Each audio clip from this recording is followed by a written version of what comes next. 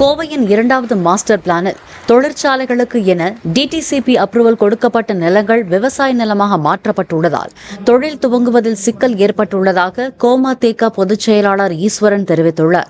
கோவை ராமநாதபுரத்தில் நடைபெற்ற கொங்குநாடு மக்கள் தேசிய கட்சி தொழிற்சங்க விழா மற்றும் மாவட்ட பொதுக்குழு கூட்டத்தில் பங்கேற்ற அவர், கோவை இரண்டாவது மாஸ்டர் பிளானில் ஏற்பட்டுள்ள தவறை அரசு சரி செய்ய வேண்டும் என்றார்.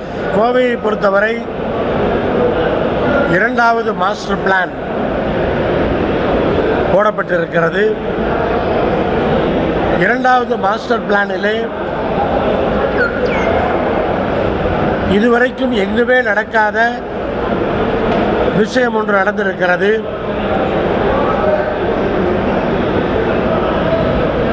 தொழிற்சாலைக்கான நிலங்களாக வகைப்படுத்தப்பட்டிருந்த நிலங்களை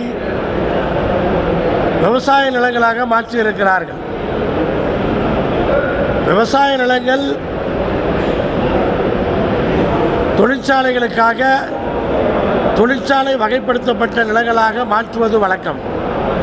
ஆனால் யாருமே அறியாமல் தொழிற்சாலை என்று வகைப்படுத்தப்பட்ட நிலங்களை விவசாய நிலங்களாக இந்த இரண்டாவது மாஸ்டர் பிளானிலே மாற்றியிருப்பது அதிர்ச்சி அளிக்கிறது. தொழிற்சாலைகளுக்காக வாங்கப்பட்ட நிலங்கள் இப்போது திடீரென்று விவசாய நிலங்களாக மாற்றப்பட்ட காரணத்தினால் தொழிற்சாலைகள் துவங்குவதிலே இடர்பாடு ஏற்பட்டிருக்கிறது.